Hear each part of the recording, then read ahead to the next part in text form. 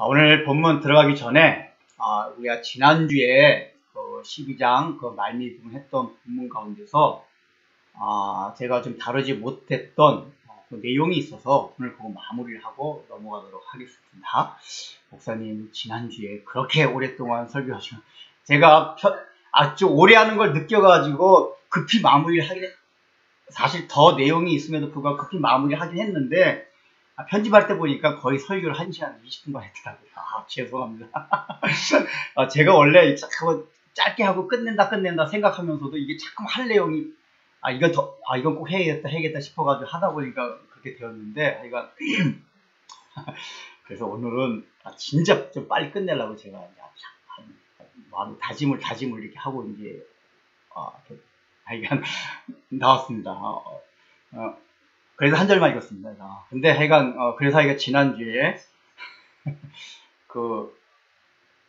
그래도 다 하지 못했던 그 내용을 잠깐 그게 중요하기 때문에 다루고 왜냐 또 오늘 본문과 그게 연관성이 있어요. 그래서 다루고 넘어가도록 하겠습니다. 지난주에 우리가 12장 44절부터 50절의 내용이 그거였습니다. 크게 두 가지 주제로 이렇게 나눠져 있었어요. 이제 앞에 부분은 뭐냐 하면은 예수님을 통해서 우리가 하나님을 온전하게 알 수가 있다. 그래서 반드시 예수님을 알아야 된다. 이거였고, 그 다음에 이제 후반부 쪽으로 가서는 주제가 심판의 근거는 인간의 율법이나 또 인간에게 주신 깨끗한 양심, 예수를 믿지 아니하는 사람들이 할지라도 그걸 통해서 심판을 하시게 되는데, 심판의 근거로 삼는데, 그렇게 심판의 근거로 삼는다면은 인류 가운데 아무도 구원받을 사람이 없다. 그래서 이제 그 심판의 근거에 대한 거를 말씀을 드렸습니다. 그래서 44절부터 50절까지 읽었지만 주제가 분명히 여러분 설교를 듣다 보면 주제가 별개의 내용으로 보입니다. 근데 사실은 제가 설교하면서 사실은 그거를 이 논리적인 연결고리를 사실 하고 있는데, 이제 제가 구체적으로 말씀을 안 하기 때문에 여러분 느끼지 못할 수가 있기 때문에 제가 이제 지금 말씀드리자면은 그 앞에 주제와 두 개의 뒤에 있는 그 주제, 별개의 내용으로 느껴지는 그 주제가 어떻게 연결이 돼서 하나가 되냐 하면, 그러니까 예수님을 통해서 하나님 온전하게 알 수 있다라는 주제와, 그 다음에 심판의 근거는 양심과 유대인의 주신 율법. 그런데 이것으로는 그렇게 심판의 근거로 삼는다면 인간은 구원받을 사람이 아무도 없다. 이 주제를 연결시킨다면 어떻게 된다고 말씀을 드렸습니까? 그렇게 그 심판의 근거로 삼았던 양심이나 율법을 가지고는 그거를 근거로 삼다 보면 아무도 구원받을 수 없기 때문에 하나님이 우리들을 긍휼히 여겨 주시어서 예수님을 이 땅에 보내시고 예수님의 십자가의 공로를 통하여 주신 그 은혜를 받아들이는 사람들에게 그 심판을 면할 수 있는 자격을 주셨다. 그래서 너희들은 예수님을 받아들여라. 왜냐하면은 그 예수님을 받아들이는 사람들에게 하나님을 온전히 알게 되는 은혜가 주어지고 그 하나님을 온전히 알게 될 때에 심판이 면해진다. 그러니까 십자가 공로를 받아들여야지만이 하나님에 대해서 온전히 알게 되고 이것을 통해서만이 양심과 율법을 받는 심판의 근거에서 면제받을 수 있다. 이걸 이제 다루었습니다. 그런데 이제 다루지 못한 내용이 뭐냐면은, 그렇다면은 예수님을 알아야지만이 하나님을 깊이 알 수 있다고 했는데, 도대체 예수님을 더 중요한 게 예수님을 어떻게 해야지 아는 것이고, 도대체 예수님을 알게 되면은 자연이나 율법을 통해서 알지 못했던 하나님의 어떤 부분에 대해서 우리가 알게 되냐 그 얘기예요. 그러니까 자연도 극히 일부분적으로 하나님을 알 수 있고, 그다음 두 번째 율법을 통해서도 하나님을 더 많은 부분을 알 수가 있는데 그게 불완전하기 때문에 예수님을 통해서 하나님을 알아야지만 100% 온전하게 알 수 있다 그거잖아요. 그러면 도대체 예수님을 알 때 하나님의 어떤 부분을 알게 되기 때문에 하나님을 온전하게 알 수 있게 되느냐, 그 얘기를 다루지 않았습니다. 어떤 부분 같아요? 그것이 바로 오늘 13장 1절에 나오고 있어요. 13장 1절의 내용이 뭐죠? 마지막에 보면은 예수님께서 6월절 전에 예수께서 자기가 세상을 떠나 아버지께로 돌아가실 때가 이른 줄 아시고, 즉 이제 제자들과 분리될 때가 된 줄을 아시고 자기 사람들을 사랑하시되, 하나님에 속한 사람들을 사랑하시되 끝까지 사랑하시니라. 이제 요거에 대해서 자세하게 이제 지금 조금 후에 말씀을 드릴 텐데, 지금 12장은 끝나고 나서 13장은 일반 대중들을 향한 설교가 아니라 특별히 제자들에게만 지금 이제 하는 설교인데, 그 첫 번째 말씀이 뭐냐면 내가 너희들 사랑하는데 끝까지 사랑하겠다 하는 걸 지금 말씀해 주고 있습니다. 바로 12장 지난주에 했던 설교예요. 사실은 그 전체의 내용의 결론을 맺어야 할 부분과 오늘 13장 1절이 연결되어 있어요. 그래서 지난주에 내려야 됐던, 원래 제가 하고 싶었지만 하지 못했던 내용이 뭐냐, 예수님을 통해서 알게 되는 하나님의 어떤 것, 그게 뭐냐, 하나님이 우리를 사랑하시는데 끝까지 사랑하신다. 바로 그것을 예수님을 통하지 않고는 알 수가 없다, 그 얘기예요. 지난 시간에 말씀드린 바와 같이 우리가 이제 예를 들어 하나님을 알게 될 때 자연을 통해서 우리가 하나님의 어떤 부분을 알게 됩니까? 자연을 통해서는 대부분 사람들이 어떤 경외감을 느낍니다. 그러니까 하나님, 인격적인 하나님을 알지 못하는데 어떤 막 이 자연을 바라보면 막 경외감이 느껴지잖아요. 그 무신론자라도 그걸 느낀단 말이에요. 그래서 범신론 같은 게 생겼단 말이에요. 그 극히 일부분, 당연히 우리는 하나님을 경외해야 될 대상이에요. 그래서 자연을 통해서 아주 하나님이 지극히 일부분, 우리 피조물이 경외해야 될 대상이 하나님이시구나. 요 정도 이제 자연을 통해 느꼈단 말이에요. 그다음 이제 두 번째 하나님이 주신 계시, 이스라엘 백성의 주 율법을 통해서는 그보다 더 하나님을 깊게 알게 되는, 어떤 걸 알게 되냐, 그 정도가 아니에요. 하나님은 경외해야 될 대상 정도가 아니라, 그러니까 범신론적인 차원에서의 하나님은 우리 삶에 전혀 관여하진 않아요. 그런데 이제 율법을 통해서 주신 이게 통해서 이스라엘 백성이 알게 된 하나님, 어떤 하나님이냐, 그 하나님은 그저 이렇게 자연 속에 깃들여진 하나님이 아니라 인격적으로 우리와 교제도 하시고 우리 삶에 개입하시고 우리 인도도 하시고 우리를 보호하시고 우리를 도와주시는 인격적인 하나님이다.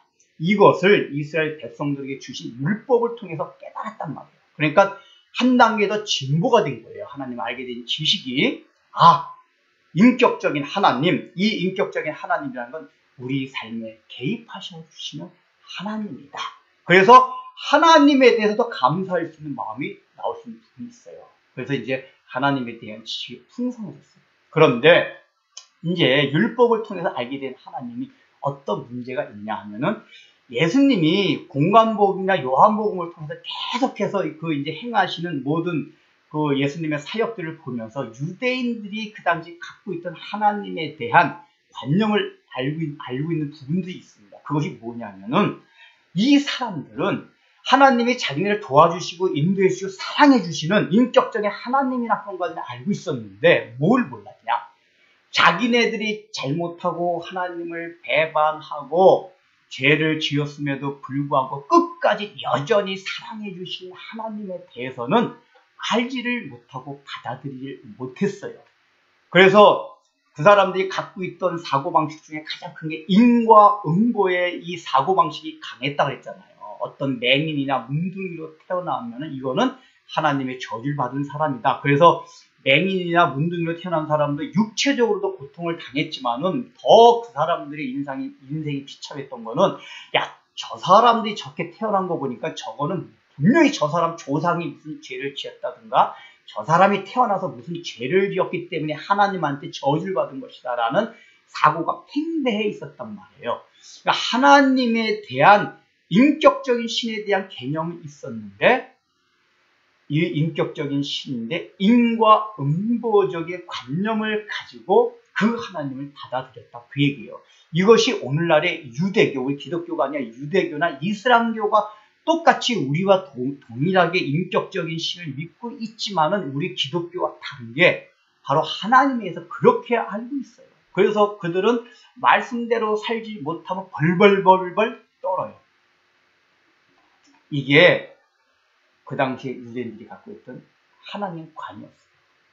그래서 이들은 율법을 지키지 못하면 다 나는 이제 죽었고 비참하고 나는 구원받을 수 없구나. 그런 사고방식을 가졌고 조금이라도 자기가 좋은 환경으로 태어나고 좋은 성격으로 태어나고 아주 의지가 강한 성격으로 태어나서 나름대로 율법을 지켰다고 생각하면 나는 구원받을 수 있고 하나님이 나를 사랑하시는구나 라는 생각을 가지고 하나님을 대했다 그 얘기예요. 근데 예수님께서 오셔서 하신 공생의 대부분 사역이 뭐냐면 그걸 다 깨트려 주는 것이었어요. 예수님을 통해서. 그래서 첫 번째 예수님에 대해서 깨트렸던 게 예수님이 그걸 깨트린 게 뭐냐면은 우리가 요한복음 이전에 마태복음 같은 거 보면 산상수훈이 나온단 말이에요. 제가 산상수훈을 하면서 말씀을 드렸습니다.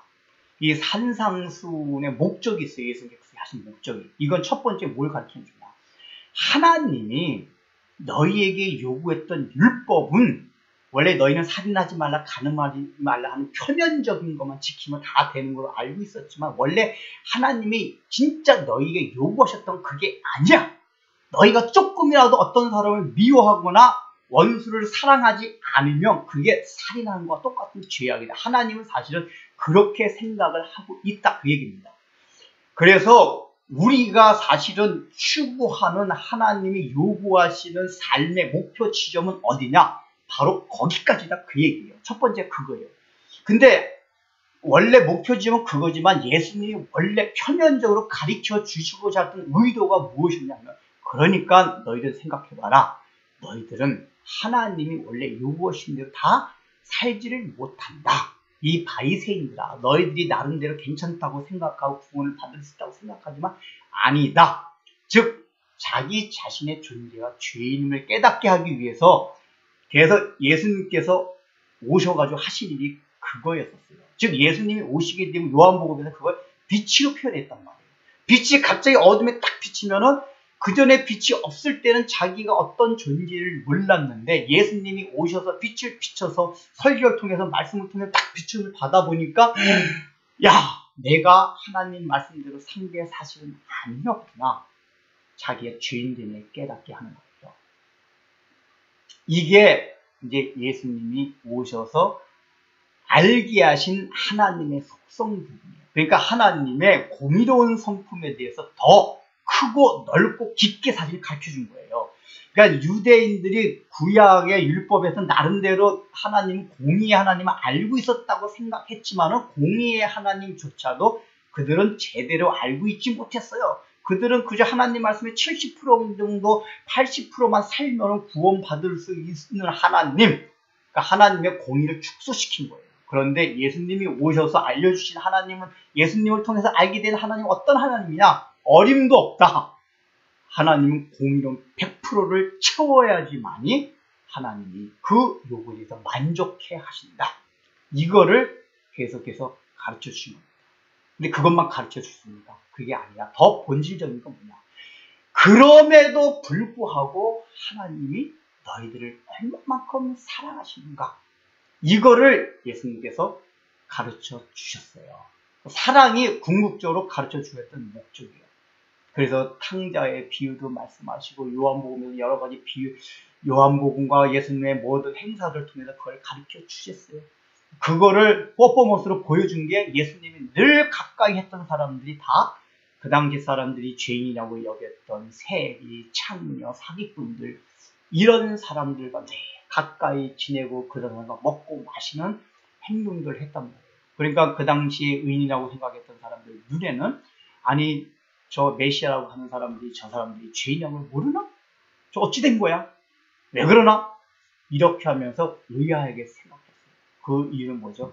하나님께서는 이런 사람까지도 다 사랑하신다. 그래서 마태복음엔 족보에도 가장 천한 여자들, 그 다음에 거기서 아주 막 더럽게 이렇게 막 관계를 맺어서 내려온 족보 가운데 예수님이 태어나셨다는 걸 말씀해 주시고, 곳곳에서 성경 곳곳에서 예수님이 오신 것은 이런 죄인들을 사랑하시려고 오셨다, 이런 걸 보여주신단 말이에요. 그걸 알려주고자 한 거예요. 그래서 그 하나님이 우리의 잘못함과 죄가 있음에도 불구하고 하나님 우리를 끝까지 사랑해 주신다, 이걸 예수님 통해서 알게 돼 있어요. 그런데 그 과정상에서 어떤 과정을 통해서 그걸 알게 되느냐, 이게 또 이제 중요한 문제입니다. 당연하게 우리가 교리적으로 그래요. 우리는 예수님을 통해서 하나님을 더 깊이 알게 돼 있어 하나님 우리 사랑하셔, 이렇게 교리적으로만 배워가지고 우리가 실존적인 자각, 다시 말하면 막 피부로 그렇게 하나님 나를 사랑하셨구나, 이게 느껴지는 게 아니란 말이에요. 그러면은 실제 예수님 당시 때 여러분 이걸 잘 생각하셔야 됩니다. 제자들이 예수님을 하나님으로 인정하고 받아들이는 게 지난 시간에 말씀드렸지만 쉬운 일이 아니었어요. 왜냐하면 유대인들은 유일신 여호와 하나님을 믿었기 때문에 어쨌든 인간으로 오신 예수님을 하나님을 받아들이는 게 우리는 그냥 교리적으로 늘 배워왔기 때문에 그냥 그런가 보다라고 인정을 하는 거지, 그 당시에 제자들은 상황이 달랐단 말이에요. 다 예수님을 사람으로 알고 있었던 상황 속에서 처음에 제자들이 예수님이 하나님이셨구나, 이거를 알고 믿고 받아들이고 선포한다는 건 보통 일이 아니란 말이에요. 그럼 제자들이 어떻게 예수님을 하나님을 받아들이게 되냐, 그게 바로 두 가지. 아까 예수님을 만나보니까, 설교 듣다 보니까 자기 자신이 얼마나 큰 죄인이라는 걸 알게 되었어요. 지난 시간에 말씀드렸잖아요. 베드로도 예수님 만나고 나서 난 죄인이다, 그걸 느꼈어요. 그리고 두 번째입니다. 예수님하고 생활해 보니까 그 자기가 죄인임을 알았으면서도 불구하고 자기가 늘 부족한 것이 계속 드러나요. 여러분 공관복음이나 요한복음 읽어보면 제자들이 얼마나 못난 모습이 계속해서 나옵니까? 제자들도 스스로 느꼈을 거란 말이에요. 근데 그 제자들을 바라보면서 대하는 예수님의 그 반응을 보면은 그럼에도 불구하고 끝까지 제자들을 사랑하시는 모습이 보여요. 그러니까 이게 하나님이 우리를 사랑하신다는 건 굉장히 추상적으로 들려요. 하나님이 영이시기 때문에 눈에 보이지 않기 때문에. 그런데 예수님은 그 당시 2000년 전에 눈에 보이셨단 말이에요. 그러니까 눈으로 보이시는 분이 늘 보면 그렇게 가르쳐 줬어요. 그 높은 하나님의 율법의 높은 그 요구되는 걸 가르쳐 줬어요. 그래서 죄인이라는 걸 느꼈는데, 그럼에도 불구하고 제자들의 자기의 삶을 보면 너무 엉터리예요. 예수님 맨날 따라다니면서도 이 예수님 지금 이 십자가 못 붙여 죽기 직전까지도 공관복음을 보면은 서로 간에 누가 크냐 가지고 막 서로 싸우고 하잖아요. 이 정도로 예수님 제자들의 아주 인격이 형편없었고 깨달음도 형편없었다는 얘기란 말이에요. 근데 제자들이 뭘 깨달아요? 그럼에도 불구하고 예수님께서 실제 육체적으로 자기들을 바라보는 눈빛, 표정, 말태도, 이런 걸 보면서 이 예수님 날 너무나 사랑합니다. 이게 제자뿐이 그런 게 아니라 우리가 대표적으로 요한복음 8장에 나오는 음행한 여인 같은 사람이에요. 음행한 여인이 잡혀왔잖아요. 그게 하나님이 주신 율법에 의하면 사형이에요. 죽음을 당하게 돼 있어요. 지옥이에요. 그래서 이 여자는 어떤 마음이었겠습니까? 음행을 저지르고 나서 나는 이제 죽었구나, 구원받을 길이 없구나, 자포자기하고 좌절도 있을 거예요. 그때 예수님께서 말씀해 주셨잖아요. 누구든지 죄 없는 자가 이 여자에게 돌을 던지라. 그 다 물러가고 예수님 마지막에 그 여인에게 말씀해 주셨어요. 나도 너를 정지하지 않겠노라. 너의 죄는 다 용서받았다. 이제 다시는 가서 죄를 짓지 말거라. 이때에 그 여인이 얼마나 큰 마음의 평화와 위로와 기쁨을 얻었겠어요. 그 여인도 유대인이었어요. 유대인이었기 때문에 하나님을 알고 있었어요. 어떤 하나님이요? 내가 그 율법에 하나님이 명하신 그 율법을 어기면 난 돌로 맞아서 사형을 당하다. 하나님이 날 사랑하지 않는다. 그런데 예수님이 오셔가지고 그 율법을 해석을 다시 해준 거예요. 나도 너를 정죄하지 않느니 그때 그 여인이 예수님의 용서를 받아들이면서 결국 예수님을 받아들이게 되니까 하나님에서 눈이 떠진 거예요. 지난 시간에 말씀하셨잖아요. 그 예들을 제가 사용수 얘기들. 하나님에서 눈 떠지면서 알게 된 하나님은 어떤 하나님이냐? 그 당시 구약에서 랍비들한테 들었던 그 하나님을 넘어서서 야, 내가 음행을 했음에도 불구하고 나를 여전히 사랑해 주시고 구원해 주시는 그 하나님, 더 깊고 넓은 하나님을 예수님을 통해서 알게 됐단 말이에요. 그러니까 그 당시에 팔레스타인 땅에 있던 사람들은 예수님을 가까이 접하고 예수님만 받아들이게 되면은 자기네들의 잘못이 있을 때 피부적으로 와닿는 그 사랑이 느껴졌는데, 그러니까 그게 어떻게 보면 인간적인 정같이 느껴질 사랑일 수도 있어요. 근데 그걸 통해서 하나님의 사랑을 알게 되는 거예요. 이제 제가 어렸을 때 그런 감정들을 많이 들었거든요. 이제 대부분 이제 교회를 다니는데 우리가 교회 나온다고 해가지고 다 처음부터 예수 믿는 게 아닌 경우 많잖아요. 그래서 하여간 뭐 교회 다니면서도 참 말 안 듣고 막 하여간 말씀도 안 살고 막 뺀질뺀질하고 막 이런 사람도 있단 말이에요. 근데 이런 분들이 나중에 변화받고 이제 간증하는 것들을 이제 들은 거 있고 또 간접적으로 이렇게 들은 경우도 있는데, 어떤 감정들이 많냐면 자기를 전도한 사람, 또 그때는 이제 목사님 얘기를 많이 해요. 그러니까 그 당시 목사님 참 훌륭해. 제가 이제 참 훌륭하셨던 것 같아요. 옛날 목사님들은 제가 누누이 얘기하지만 설교는 지식은 없어서 설교도 참 못하셨는데, 저도 이제 어렸을 때 그런 걸 느꼈는데, 이게 목사님이나 신앙의 선배를 바라보면은 그 삶 가운데서 예수님에게 사랑을 느꼈어요. 하나님이 어떤 분인지를 느꼈어요. 제가 이제 개척 초기에 그런 말씀을 드렸잖아요. 제가 어떤 목회자 되길 바라냐며, 여러분들이 제 설교가 문제가 아니라 그냥 제가 사는 걸 보고 여러분들이 하나님이 살아계시고 하나님이 여러분들 사랑하신다는 것을 여러분들이 믿었으면 좋겠다. 그 말 기억이 나십니까? 그래서 저는 여러분들하고 맨날 놀러 다닙니다. 아마 이런 얘기 드렸잖아요. 저의 삶이 불합니다.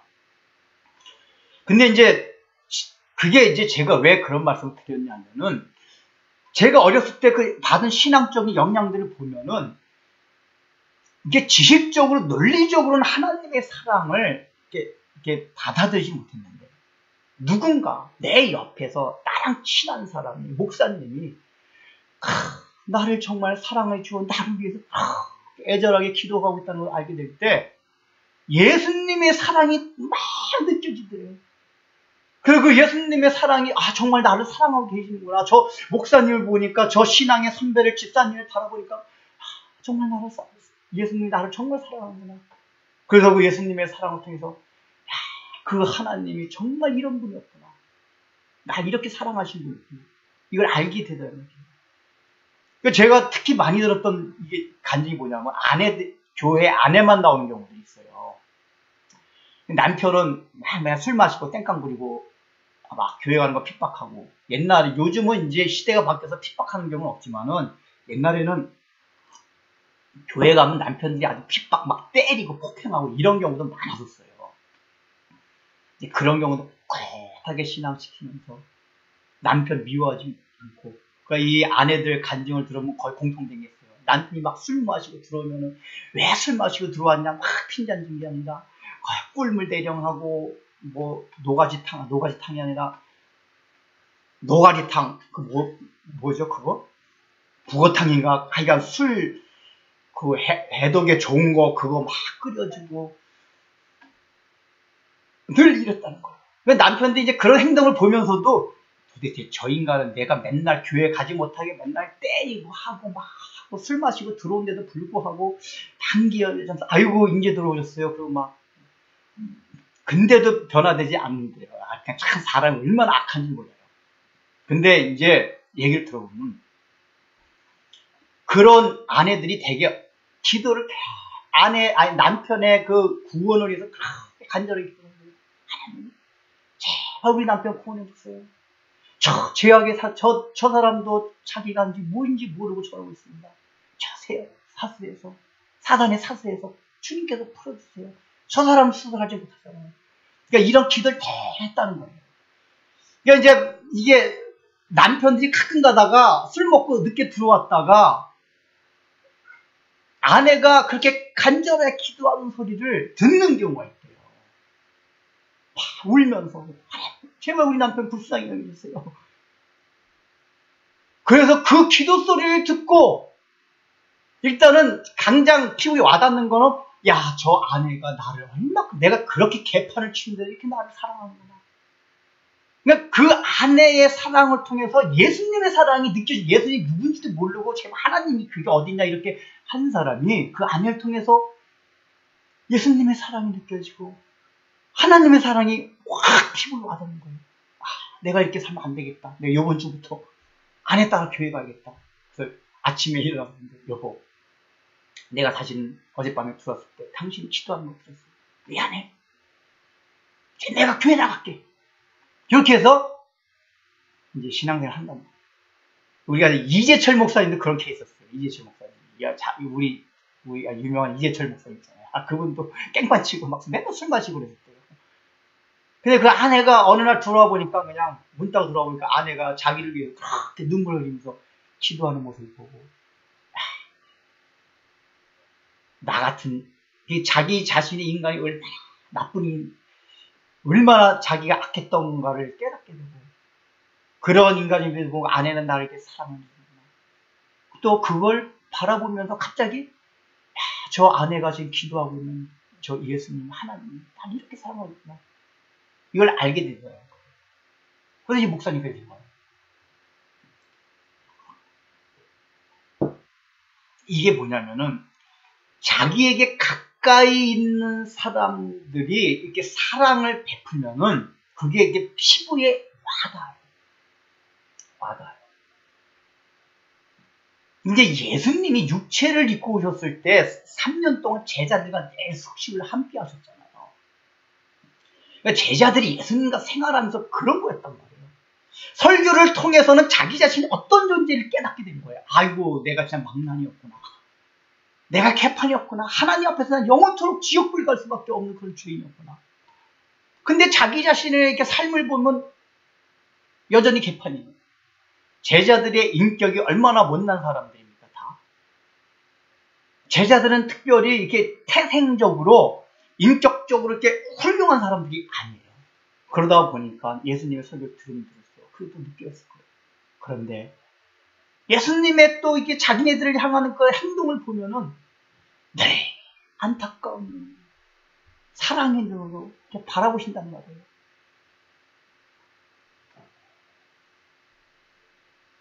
즉 예수님이 육체를 입고 인간으로 이 땅에 오셔가지고 우리에게 알려주신 하나님이 바로 하나님은 사랑의 하나님이다.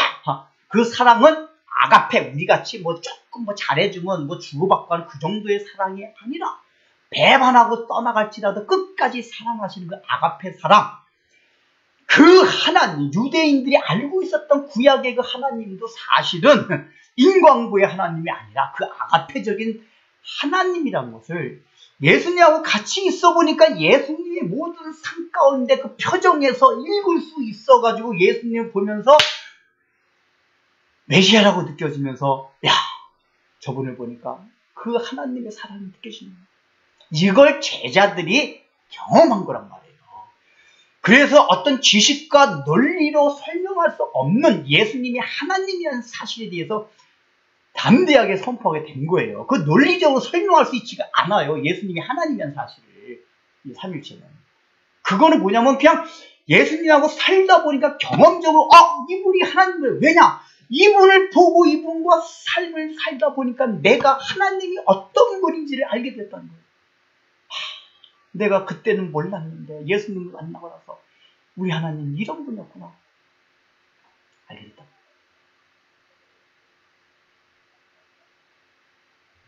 그러면 오늘날에는 목사님, 오늘날 예수님이 안 계시잖아요. 육체가 안 계시잖아요.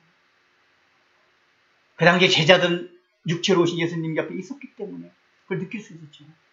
그래서 예수님이 이제 요한복음 뒤에 가면 보혜사 성령에 대한 얘기를 해주십니다.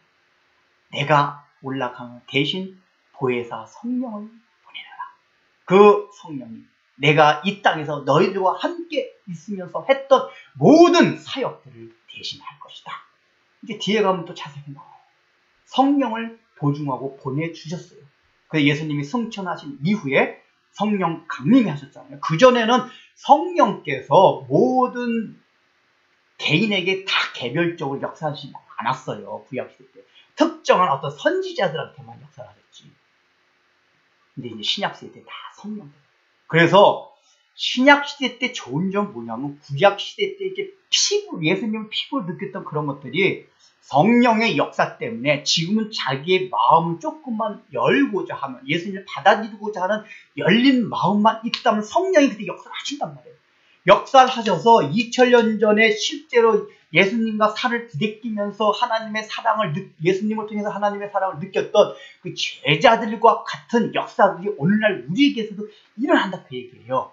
그게 이제 아까 말했던 목사님들이나 신앙의 선배들 같은 경우 통해서도 그 역사들이 일어나요. 마음문만 열면은 어느 날 우리가 또 그 역할을 해야 돼요. 야, 저분이 나를 사랑해.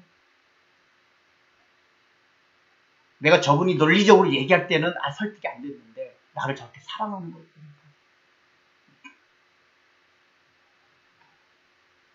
그래서 우리는 예수님을 통해서 알게 되는 하나님이 우리를 무심하게 사랑하여 주신 하나님, 구약에서 율법을 통해서 알지 못했던 그 크고 넓은 하나님의 어떤 부분은 뭐냐? 바로 이분은 본질이 사랑이셨다. 이거를 예수님께서 이렇게 알려주신 거예요. 그래서 그 사랑을 알려주시기 위해서 하나님의 공의에 대해서도 율법이 알고 있던 공의보다도 더 크고 깊게 가르쳐 주신 거랍니다. 율법 너희 그 정도가 아니었어. 가르쳐 주신 거예요. 이렇게 돼서 이제 13장 1절을 넘는 거예요. 여기서 갑자기 장면이 바뀝니다. 전에 말씀드렸듯이 요한복음은 1장부터 12장까지는 대중들에게 했던 사역과 설교였고 13장부터 17장까지는 시간적으로 아주 짧은 시간이에요. 6월절 전날이기 때문에 그 하루, 그 안 되는 그 사이에 예수님이 제자들에게만 설교를 한, 그 다음에 사역을 한 그 내용이 13장부터 17장까지 나옵니다. 그러니까 요한복음 다른 공간복음과 다르게 이 6월절 전 하루에 얼마나 제자들에게 많은 설교를 하셨나. 다시 말하면 믿는 자들에게, 택함을 받은 자들에게 얼마큼 예수님이 가시기 전에 많은 마음을 쏟아냈나를 우리에게 보여주고 있습니다. 이것은 예수님이 제자들을 향한 사랑과 애틋한 마음이 얼마나 컸던가를 보여주고 있어요. 그래서 그것으로 시작되는 13장 1절이 뭐냐면은 자기 사람들 사랑하시되 끝까지 사랑하였더라. 이게 13장부터 17장까지 전체 주제인데 이 전체 주제의 표제어가 13장 1절이라는 얘기란 말이에요. 이 너희 10장까지 다 설교 내용이 예수님이 하신 행동의 내용이 다 뭐냐? 내가 너희들을 사랑하시는데 끝까지 사랑한다. 이걸 지금 이제 얘기하고 있는 거예요. 표제를 하고 있는 거예요. 그렇다면은 끝까지 일단 사랑한다는 얘기가 뭡니까? 끝까지 사랑한다는 얘기는 일단은 시간적으로 제한을 받지 않는다. 영원 이제 가깝게는 예수님이 이 땅에 있을 때까지 또 제자들이 삶을 육신적인 삶을 다할 때까지 또 주님이 재림하실 때까지 이런 시간적인 제한에 상관없는 영원토록 사랑한다는 말씀을 하기도 하고 두 번째 뭐냐면 이 단어에 들어있는 게 이게 같이 헬라어의 뜻에 들어있는 게 목적, 목표 이런 것들이 있어요. 그러니까 이건 뭐냐면 예수님께서 이 땅에 오신 목적이 뭐죠? 우리를 구원하시기 위해서 오셨단 말이에요. 즉 끝까지 사랑한다는 얘기 뭐냐? 하나님이 원래 우리를 구원하시기 예수님을 이 땅에 보내셨던 목적, 우리를 구원하시고자 했던 목적 그게 뭐였죠? 하나님의 형상을 회복시키고자 하는 구원의 목적을 이루실 때까지 우리를 사랑하신다. 그건 결국은 구원의 마지막 목적이 어디죠? 우리가 죽는 날도 아니에요. 완전한 성화는 예수님이 재림하실 때 영화로운 상태가 될 때 이루어진다고 우리가 교회 시간에 배웠습니다. 즉 예수님 재림하셔서 마지막 심판 때까지 즉 우리가 완전한 영화로운 몸이 돼서 죄에 대한 모든 유혹으로부터 자유로워져서 죄를 우리 의지를 가지고 짓지 않을 수 있는 그런 상태가 될 때까지 하나님의 온전한 형상이 이룰 때까지 우리를 사랑하신다. 우리를 책임져 주시고 보호해 주시고 인도해 주신다. 그 얘기랍니다. 그리고 끝까지 또 하나 담깁니다. 그 목적에 더불어서 너희들의 상태에 상관없이 내가 너희들 그 목적이 이끄는 그것까지 이끌고 가겠다 하는 우리의 상태와 상관없는 하나님의 무조건적인 사랑, 이게 바로 끝까지라는 단어에 들어있어요. 여러분 지금 보세요. 지금 예수님이 이 말씀을 이제 하실 때 끝까지 사랑하시라고 요한이 기록할 때, 물론 예수님이 승천하신 이후입니다. 요한복음 기록할 때 이걸 기록한 건 그때지만이, 요한복음이 이걸 기록할 그 상황은 뭐냐면은 6월절 그때란 말이에요. 6월절 전날 밤. 그런데 6월절 전날 밤의 상태가 어땠죠? 제자들은 여전히 하나님, 예수님이 십자가에 못 박혀 돌아가신 의미에 대해서 전혀 깨닫지 못했어요. 조금 전에 말씀드렸듯이 제자들은 공관복음을 보면 예수님이 이제 메시아가, 야 예수님이 로마 제국을 무찌르고 왕이 되면 누가 국무총리가 되고 누가 내무장관이 되냐, 이런 거 가지고 싸웠단 말이에요. 십자가 의미에 대해서 깨닫지 못하고, 인격 자체도 그런 거 보통 이게 이렇게 겉으로 드러난 인격을 가진 사람은 겉으로는 싸우지도 않잖아요. 속으로는 딱 서로 이렇게 딱 경계하고 있어요. 근데 제자들은 또 그거 가지고 막 드러내고, 내가 자의정되는 거 아니고 왜 네가 자의정돼? 내가 자의정돼야지. 뭐 이런 거 가지고 싸울 정도로 아주 인격이 형편없는 이런 상태였었어요. 그리고 이제 요한복음 14장을 보면은 빌립이 예수님한테 물어보는 내용이 나와요. 근데 뭘 물어보냐면은, 주님, 우리한테 좀 하나님 좀 보여주세요. 아니, 분명히 12장에서 이 설교, 13장 설교를 하기 전에 예수님이 뭐라고 그랬어요? 나를 본 자는 하나님을 본 것이요, 나를 믿은 자는 하나님을 믿은 것이라고 분명히 설교 때 많이 하셨어요. 근데 빌립이 14장에 이제 할 겁니다. 14장에 보면은, 주님, 저희들한테 하나님 보여주세요. 그러니까 주님이 또 뭐라고 대답하냐? 빌립아, 나를 보면 하나님을 본 것이라고 내가 말하지 않았느냐? 제가 아직까지 깨닫지 못하느냐? 그 여기서 예수님의 답답한 마음이 딱 나와요. 근데 그럼에도 불구하고 예수님이 이제 빌립한테 하는 그 이렇게 태도를 보면은, 이놈 새끼, 넌 아직까지 그걸 깨닫지 못하느냐? 도대체 이것들하고는 안 되겠다. 끝내자. 이렇게 말씀하질 않아요. 그 안타까워하는 마음, 아직까지도 이걸 깨닫지 못하느냐? 그렇게 내가 설교를 해왔는데 또 내가 설교를 할까? 또 설교를 하세요. 그 설교를. 그러니까 이 제자들도 12장까지 한 설교도 전혀 이해도 못했어요. 깨닫지도 못하고 예수님이 여태까지 말씀하신 대로 살지도 못하고. 그런데 예수님 뭐라고 말씀하시냐? 돌아가실 때가 이른 줄 아시고 세상에 있는 자기 사람들, 여기 자기 사람들은 1차적으로 그 제자들을 말하는 거거든요. 또 오늘날 이제 그걸 2차적으로 더 범위가 확대되면은 오늘날 오고 오는 모든 하나님의 택자들, 하나님께 속한 자들, 이것을 말합니다. 그 다음에 제자들.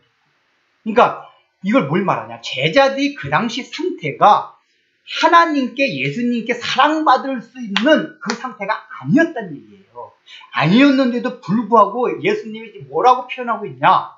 요한이 예수님에 대한 자기들을 지금 평가하고 있는 예수님의 태도를 요한이 뭐라고 규정짓고 있냐면은, 자기 사람들, 그러니까 예수님은 그 제자, 아직까지도 형편없는 제자들을 향해서 자기 사람들이라고 그러죠. 자기 사람들.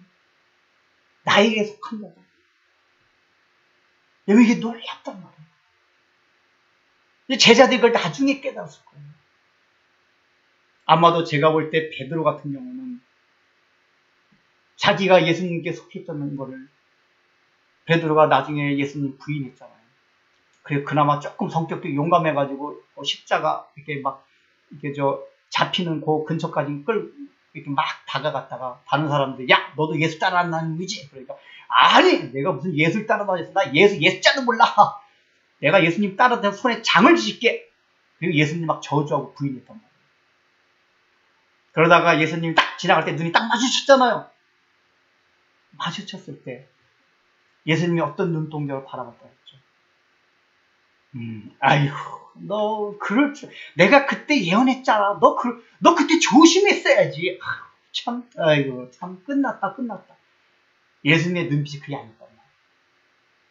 베드로야, 실패도 그래도 내가 너를 얼마나 사랑한 줄 아니?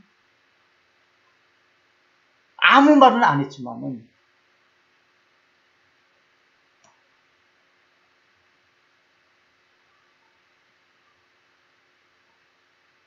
자기는 그렇게 잘못했음에도 불구하고 마음에서 나는 죽이려는구나.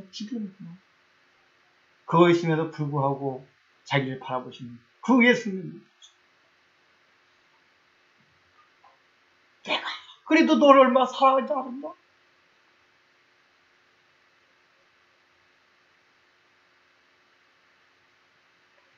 그걸 알았기 때문에 베드로가 가룟 유다 같이 자살하지 하는 거예요. 그 심리적인 마음 상태 보면 베드로도 자살해야 되는 거예요, 원래. 그런 상태는. 근데 예수님의 그 사랑을 느꼈어. 그럼에도 불구하고 나를 사랑하시는.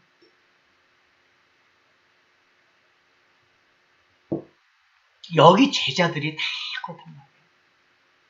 음행하다 잡혀져 있는 거예요. 예수님을 계속 따라다니면서도 우리의 모습을 보면은 여전히 형편없어요. 부족해요. 예수님이 이렇게 말씀해 주셨음에도 불구하고 그렇게 살지 못해요. 더군다나 우리 교회에 나오는 우리 진리교회 성도 여러분들은 제가 설교를 본질을 설교하잖아요. 그러다 보니까 제가 죄에 대한 규정도 아주 날카롭게 제가 매일 설교하잖아요. 그저 대강 교회 잘 섬기고 뭐 그냥 윤리도덕적으로 적당히 앉으면 하나님 말씀대로 살아간다 이렇게 안 하잖아요. 막 자존심 갈고 넘어지고 명예 깔고 넘어지고. 그러니까 여러분 우리가 했던 설교를 들으면 그렇잖아요. 아니 도대체 인간이 어떻게 그렇게 살아갈 수가 있어. 실제 우리 모습이 그렇잖아. 목사님 설교를 들어보면은 누가 자존심 확 상하게 할 때 거기서 아무렇지도 않아야지 예수 믿는 사람인데 난 여전히 누가 나의 자존심을 확 긁을 때 보면 확 일어나는 거 보면 성경적으로 보면 예수 안 믿는 거란 말이에요. 아직 예수님을 알지 못하는 거예요. 그게 맞는 거예요. 이런 소리 또 계속 듣다 보면 어떤 마음이 들어가냐면 아유 나 진짜 예수 안 믿는 유목사님 설교 들으니까 예수 안 믿는 사람이거든요. 내 옛날에 예수 믿는 줄 알았는데 아니 누가 나 속 긁어놓으면은 막 그냥 여전히 속 긁고 누가 나 열등감 막 열등감 누가 내 얘기하는 거 너무 싫고 막 우리가 그렇잖아요. 근데 분명히 성경의 원리는 본질적인 죄악은 윤리 도덕적인 게 아니라 그런 게 죄악들이란 말이에요. 자, 제가 이런 설교 유난히 많이 하잖아요. 다른 목사님들에 비해서. 그럼 우리 교회 성도들 마음속에 이게 원래 정상적인 반응 있잖아요. 야, 내가 정말 예수 믿는 게 맞나? 이런 마음이 사실 드셔야 돼요. 그런 마음이 안 들다면은 설교 그냥 대강대강 듣는 거예요. 넌 너대로 떠들어라. 근데 중요한 거는 야 정말 내가 예수 믿는 게 맞는가? 맞아요. 우리 예수 믿는 게 저부터 시작해서 저도 설교한 데서 다 그렇게 사는 게 아니었잖아요. 저부터 시작해서 말씀 앞에 우리를 비춰보면은 내가 정말 예수를 제대로 믿는 게 맞는가? 내가 아직까지 하나님을 제대로 알고 있지 못한 게 맞다. 이 고백이 나와야 돼요. 근데 중요한 건 뭐냐?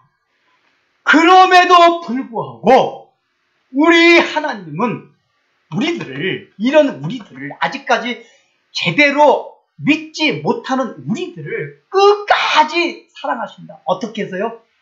자기의 사람으로 여기시고 자기의 속한 사람으로 택한 자기의 자녀로 생각하시고 끝까지 사랑하신다. 이걸 알라 그 얘기예요. 우리의 믿음이 여전히 부족해요. 성경이 요구하는 주상 같은 하나님의 공의로운 성품에 바라보면 우리의 자아들은 여전히 살아가지고 이게 사실 제대로 예수 믿는 게 아니에요. 온전한 믿음이 아니에요. 하나님에서 온전한 지식이 우리에게 있지 않는 게 사실이에요. 근데 그럼에도 불구하고 하나님은 우리를 그래도 너는 나의 자녀야. 너는 나에게 속한 자야. 내 거야 너. 넌 내 거야. 내 건데 내가 너를 그대로 내버려 둘 것 같아. 저 마귀가 너를 절대로 뺏어가지 못하게 할 거야. 지금 예수님 우리에게 그렇게 말씀하신다. 얼마나 사랑하시는지. 그래서 우리 마음에 위로를 받고 힘을 얻으라는 얘기예요. 그건 깨닫대. 그걸 깨달아야 돼요. 그래야지 예수님의 사랑이 더 커지는 거예요. 야, 내가 믿음이 아주 온전치 못한다. 우리 삶이 보면 다 그렇잖아요. 목사님, 그러면은 실제 이런 질문을 하시는 분들이 있어요. 이제 설교를 그전에도 제가 설교를 오래 듣다가 목사님 설교 듣다 보면 구원 못 받은 것 같아요. 그렇게 얘기한 분도 있어요. 그러면 가질 수가 있어요. 우리 대부분이 그럴 수가 있어요. 제자들조차 그랬잖아요. 제자들조차 십자가 그냥 아무것도 몰랐어요. 그리고 빌립도 14장에서 아까 말했듯이 하나님 보여주세요. 예수님을 안 믿었다는 얘기예요, 사실은. 그런데 예수님 사랑했어요. 왜? 이들은 아직까지 온전한 믿음에 이르진 않았지만은 그 속에 씨가 하나님을 사랑하는 씨는 있었어요. 씨가. 그러기 때문에 누가 예수님을 욕하면 싫었어요. 그러니까 이게 뭐냐면 예수님을 인격적으로 사랑하는 마음이 있었단 말이에요. 아니, 나는 부족해가지고 성질도 내고 막 온갖 다 하는데 누가 예수님 욕하면 막 성질이 나요. 내 성질 때문에 야, 이 개새끼야 막 확 때려주고 싶은데 때려주는데 사실은 그게 하나님에 속했다는 증거예요. 예수님 욕하면 싫어요. 살지 못하면서. 이를테면 그런 거란 말이에요. 그게 더 확실한 증거는 뭐냐. 지금 요 얘기를 예수님이 하실 때 예수님이 이 설교는 대중들에게는 안 하셨어요. 이 대중들은 일단은 지금 이 설교를 하실 당황 속에서 예수님이 속한 자가 아니에요. 그런데 제자들한테 이 설교를 하셨단 말이에요. 다시 말하면은 자기 예수님에게 속한 자였기 때문에 이 설교를 하셨다 그 얘기예요. 이걸 지금 오늘날 우리가 이제 어떻게 받아들여야 되냐 하면은 여러분들이 오늘 하고 있는 설교를 듣고 있다면은 여러분들은 하나님께 예수님께 속한 자라 그 얘기예요. 이미 예수님께 속하지 않는 사람은 이런 설교 듣기 전에 다 떠났어요. 여태까지 어떻게 버틴겨 막 와서 그냥 나는 막 이러면서도 어떻게 해서 여기까지 와가지고 이런 말씀을 들었다. 자기 사람들을 사랑하시되 끝까지 사랑하셨다는 이 말씀을 여러분들이 들으셨다는 얘기는 하나님께서 여러분들 우리들을 자기 사람들로 지금 생각하고 계신다 그 얘기예요. 왜냐하면 그렇게 생각하고 계신 사람들에게 이 설교를 하시는 거기 때문에 그거를 근거로 받아들이면 돼요. 그러니까 자꾸만 헷갈리거나 나 진짜 내가 하나님께 속한 자 맞아? 이게 자꾸만 고민이 될 때는 오늘 이 설교를 들으셨으면은 맞아. 내가 이 설교를 들었다. 하나님께서 나에게 이 설교를 듣게 하신 것은 내가 하나님께 속했기 때문에 그런 거다. 내가 여전히 의심이 있고 믿음이 부족한 거 그러고 있지만은 부족한데 여태까지 교회 나왔잖아요. 끙끙거리면서 나오고 설교를 들었단 말이에요. 그래서 오늘 이 설교를 듣는 거란 말이에요. 그러니까 오늘 이 설교를 듣는 여러분 모두는 우리 하나님께 속한 자들입니다. 아멘? 아멘. 속한 자들이에요. 이제 그걸 믿음으로 받아들이셔야 돼요. 그러면 이 믿음을 받아들인 사람에게 뭐예요? 이게 속한 자이기 때문에 우리 예수님이 끝까지 사랑하세요. 여러분이 아무리 부족하셔도 끝까지 사랑하세요. 자, 이걸 믿음으로 받아들이면 어떤 증상이 일어나냐. 되게 우리가 삶의 문제가 왜 일어나냐 하면은 사람들이 누군가에게 사랑을 받지 못할 때 인생에서 많은 문제들이 일어납니다. 그러니까 예를 들면 물질도 많아요. 좋은 집 가지고 여러 가지 그런 여러 가지 우리를 행복하게 하는 일반적으로 이제 요소도 있지만은 일반적인 요소를 가지고 얘기할 때도 일반적으로 사람들이 얘기할 때도 우리를 가장 행복하게 하고 만족감을 느끼게 하는 요소가 뭐냐면은 사랑을 받을 때예요. 그러니까 누군가로부터 어쨌든 사랑을 받을 때란 말이에요. 그러니까 하다못해 요즘 하다못해 사람들이 사람으로부터 사랑을 못 받는다고 생각하면 강아지들을 기르잖아요. 왜냐면 강아지들은 참 순수해요. 걔들은 인간이랑은 배반을 하지만 때에 따라서 변덕이 심하지만 우리 강아지님들은 참 충성스럽게 주인을 늘 진짜 강아지들은 참 기특해. 아무리 때리고 했어도 주인이 떠나오면 꼬랑지 흔들어서 막 당겨요. 우리보다 100배나. 인간 사람들이 강아지 키운단 말이에요. 이게 뭐죠? 사람들한테 못 받는 사랑 강아지들한테도 받고 싶어서 그런 거예요. 그러니까 이 얘기 뭐냐면은 오늘날 현대인들이 사실은 사랑에 결핍돼 있다 그 얘기예요. 그래서 심리학자들이나 상담학자들이 한 얘기가 그래요. 제가 설교 짧게 한다 그러니까 또 10분 마무리합니다. 그냥. 상담학자들 하는 얘기도 되게 인생 가운데서 이게 마음의 상처, 쓴뿌리가 있는 사람들의 특징이 뭐냐. 물론 100% 그런 건 아닌데 똑같은 조건 하에서는 대부분이 어릴 때 부모로부터 사랑을 못 받고 자랐거나 형제들로부터 사랑을 못 받고 아니면 친구들로 왕따를 당했거나 되게 그런 경우 자기가 부족한 게 있어서 그래요. 뭐 다른 형제보다 부족한 게 있어 왕따를 당하거나 부모님들부터 이렇게 편애를 받았거나 아니면 그거 상관없이 부모가 어떤 특이한 부모가 있어가지고 하여간 이게 사랑을 못 받았거나 이럴 때 이게 정서적으로 불안정해지고 커서도 인격적인 장애가 형성이 된다는 거예요. 우리 자신의 마음 상태 잘 살펴봐요. 우리가 예수 믿음에도 불구하고 그런 일반적인 요소들이 다 있어요. 그게 대부분의 원인이 뭐냐? 상담학 심리학에서 말하는 게 사랑을 못 받아서 그렇다고 해요. 사람은 사랑을 되게 못 받고 자라야 돼요. 일단 하나님 사랑 아니더라도 부모님 사랑, 남편 사랑, 아내 사랑, 부부도 남편 사랑, 아내 사랑 풍성히 받는 사람들이 좀 물질이 부족해도 행복히 살았대요.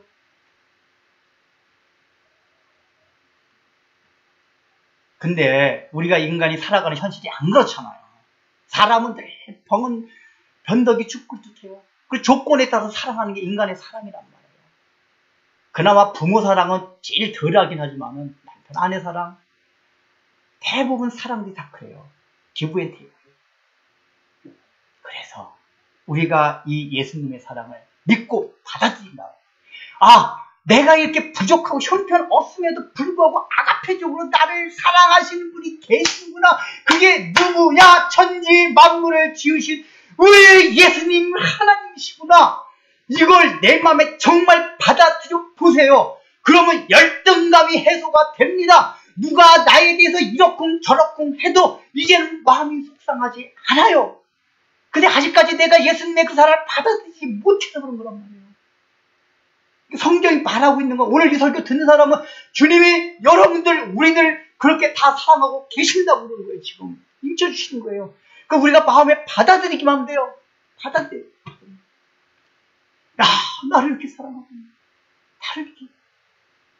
저는 주님의 그 사랑을 받아들임으로써 우리 그 크신 하나님 사랑이, 그 크신 하나님 사랑이 저 유목사님만 사랑하고 사도 바울만 사랑하고 손양은 목사님만 사랑했던 그 하나님이 아니다.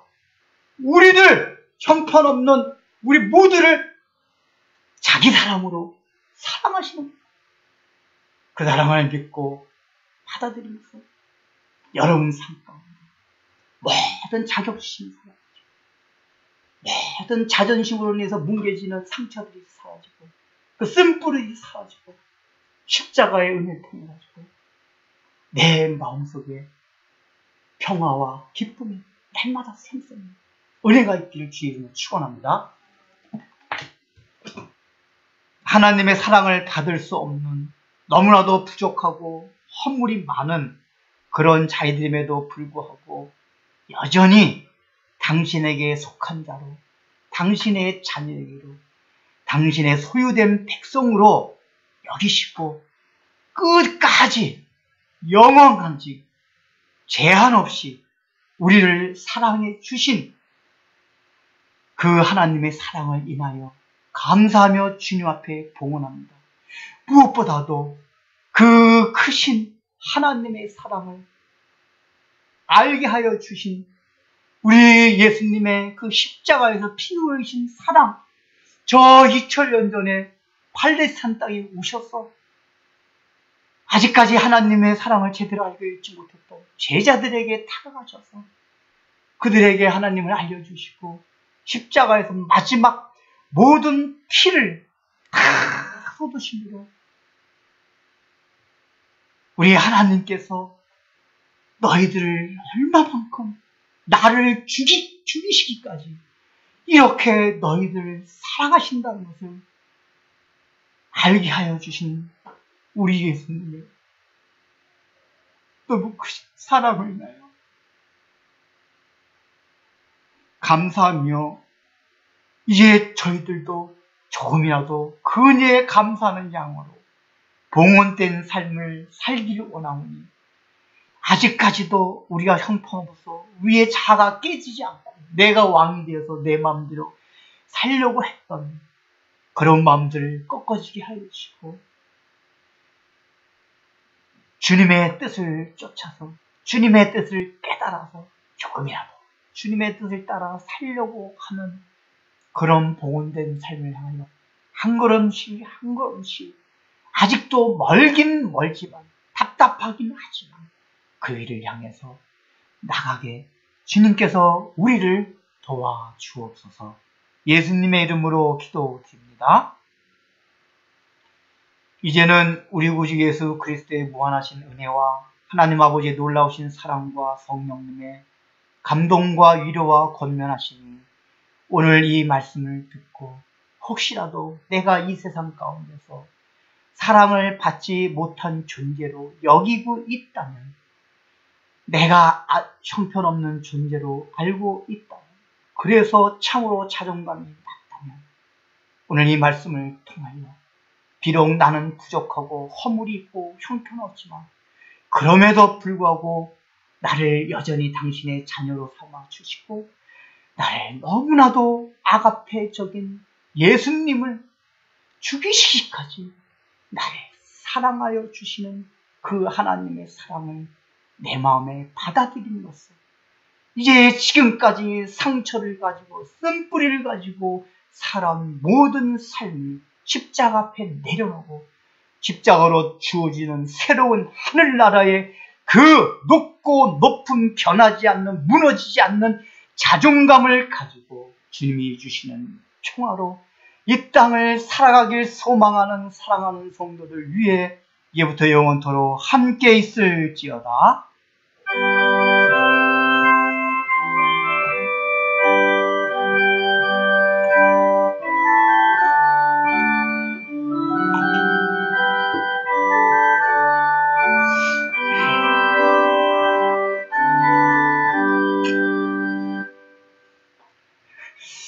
오늘 정말 제가 설교 진짜 짧게 하려고 작정을 하고 나왔는데도 여전히 짧게 하지 못했네요. 그러니까 양해해 주시기 바랍니다. 자, 오늘도 예배 마치고 한 주간도 주님과 함께 동행하시는 여러분들 되시기 바랍니다.